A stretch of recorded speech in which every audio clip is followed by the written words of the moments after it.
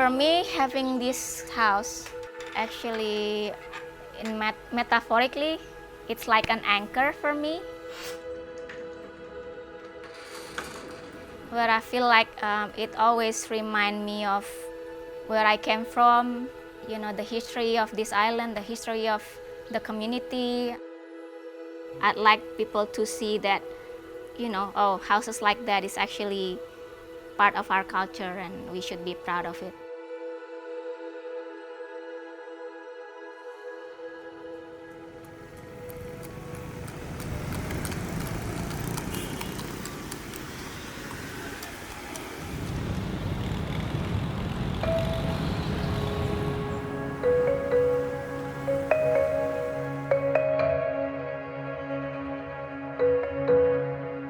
Orang mengira bahwa bangunan tradisional, bangunan Jawa pada umumnya orang banyak klinik ya.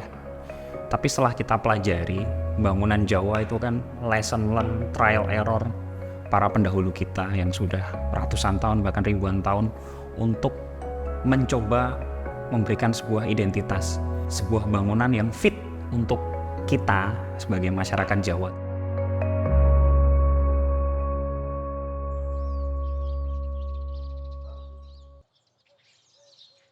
Kayu jati itu salah satu identitas kayu yang memiliki kualitas struktur yang baik, bahan bertekstur yang baik, sehingga memang dipilih untuk bangunan atau perabot yang bernilai juga akhirnya. Kayu untuk dipakai dalam sebuah rumah pada zaman dulu ternyata juga tidak sesederhana hanya dipotong saja.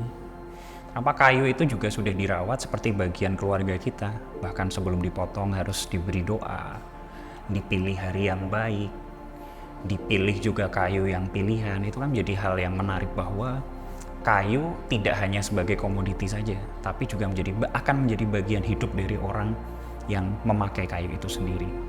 Tidak terpisahkan juga bahwa rumah tradisional Jawa seperti yang kita diskusikan tadi juga tidak bisa terlepas dari kehidupan masyarakat Jawa itu sendiri. Mulai dari lahir kita juga di rumah, bahkan plasenta kita juga ditanam di pinggir rumah, menikah juga di rumah, bahkan saat kita meninggal pun di rumah. Dan fungsi-fungsi rumah itu menjadi satu bagian dalam perjalanan kehidupan manusia. Dan kita tahu sendiri rumah kita mostly memang dibuat dari kayu ya, dan struktur utama pasti dengan kayu jati.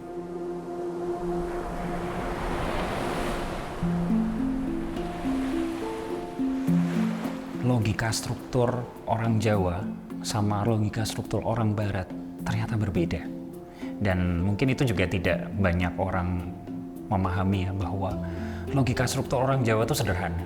Bahwa struktur itu dibuat karena beban. Bukan struktur yang harus menyalurkan beban. Rumah dikasih beban, dia akan stabil. Oleh karena itu, analogi rumah juga menarik bahwa bentuk rumah itu diidentifikasi seperti manusia. Bahwa atap itu sebagai kepala, tiang sebagai badan, dan lantai sebagai kaki.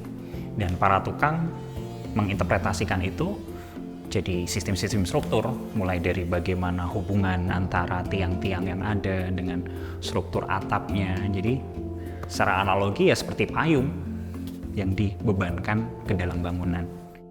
Soko peningkat biasanya kita hanya bisa temukan di keraton. Dan bagaimana kolom A di dalam potongan sebuah bangunan joglo, di dalamnya terdiri dari susunan batang-batang, susunan balok-balok, susunan kolom-kolom yang sebetulnya memiliki nama spesifik.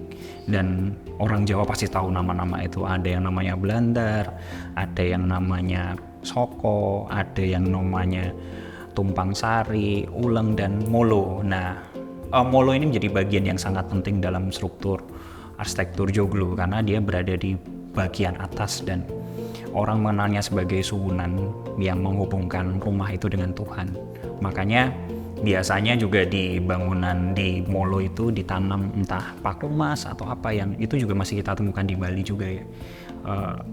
Memberikan sesuatu yang khusus dalam satu elemen bangunan itu sendiri.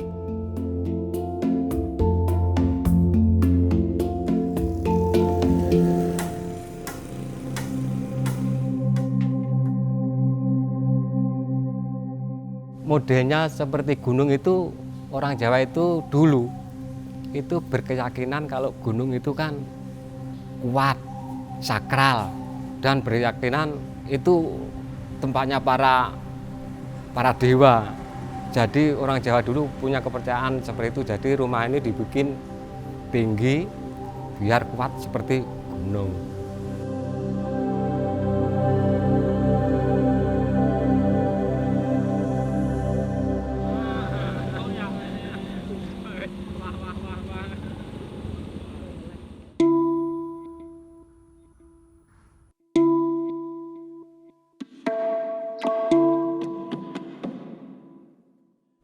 Itu kalau di Jawa, di Jogja terutama, itu dulu itu kan masih erat sekali kekeluargaannya.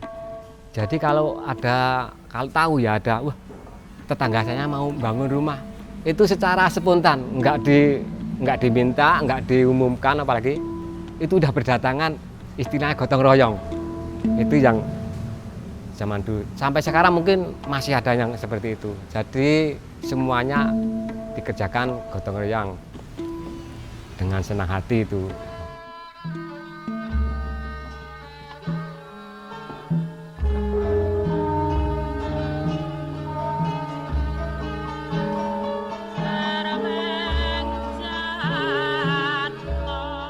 Kalau orang tua dulu, mbah-mbah saya itu, kalau mau bikin entah itu joglo atau rumah tempat tinggal, itu puasa, ada yang puasa dulu.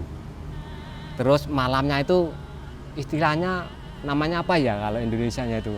Kalau Jawanya kan tirakat. Tirakat itu enggak tidur. Jadi satu malam ada yang lebih. Pokoknya enggak tidur. Di situ orangnya istilahnya nunggu itu satu malam situ enggak tidur, enggak makan, setelah itu terus ada itu namanya semacam selamatan, yaitu baca-baca doa biar kelanjutannya itu awal dari mendirikan sampai selesai itu diberi keselamatan sama yang Maha Kuasa. Ya dari orang yang bikin, tenaga-tenaganya, sampai yang akan menempati rumah itu.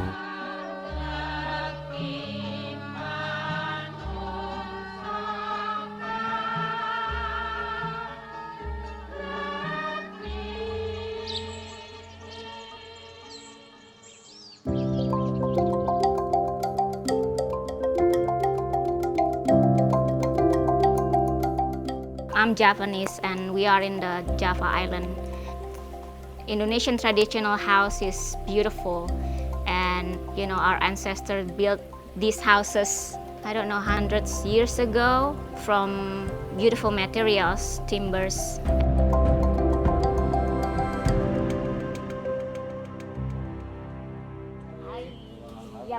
See you again, I'm good. Yeah, so in the past, our great-great-great-grandfather and grandmother, they're very clever. They have a really high craftsmanship, and they always choose the best quality of wood from an old tree.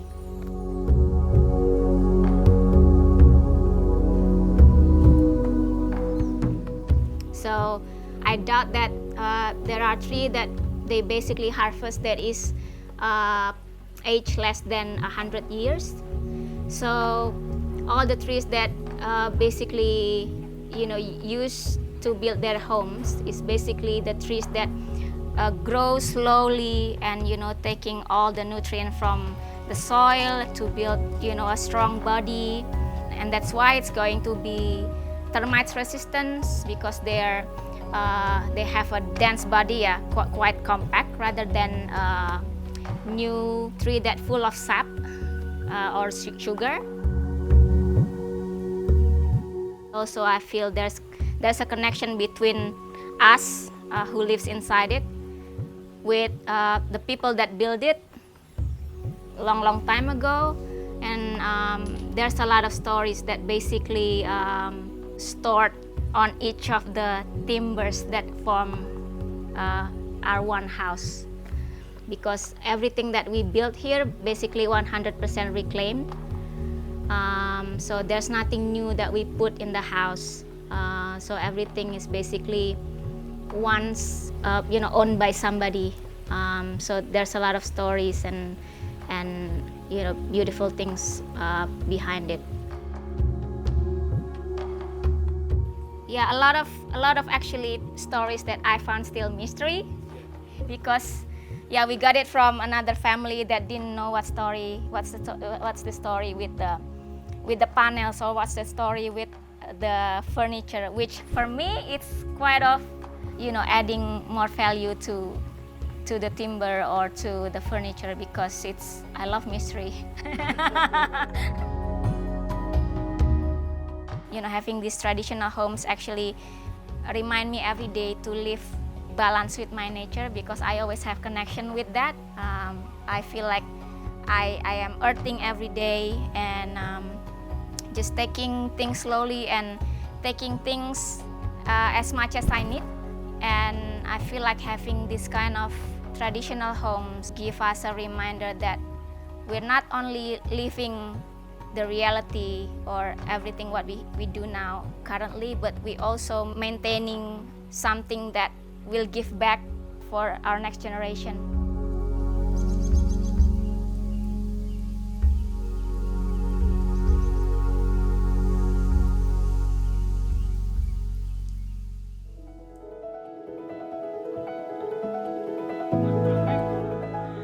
Senang sekali rumah joglo masih dilestarikan, bahkan lebih bagus ya Pak, sekarang dimodif dengan entah itu ornamen-ornamen yang menambah bagus, dikombinasi dengan seperti ini Pak, dikasih kereta nih tambah bagus, dan hawanya seperti kalau lihat itu langsung kembali ke itu angan-angan, langsung kembali ke zaman dulu, ingat zaman dulu orang bikin rumah, bikin ini, dan kan juga termasuk peninggalan leluhur kita, itu leluhur orang Jawa kan.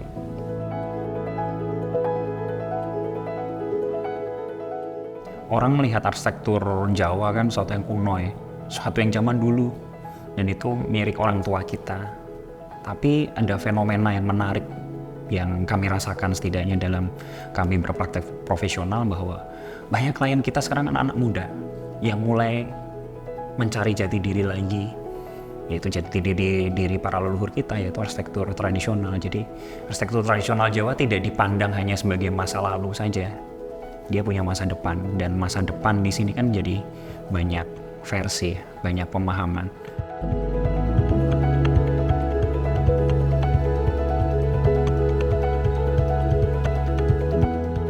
We need to continue doing this. We need to continue preserving traditional house. Doesn't matter if it's Japanese house or Flores house, or something that belongs to our culture, because it always reminds me of what I do now is actually give impacts to the next generation.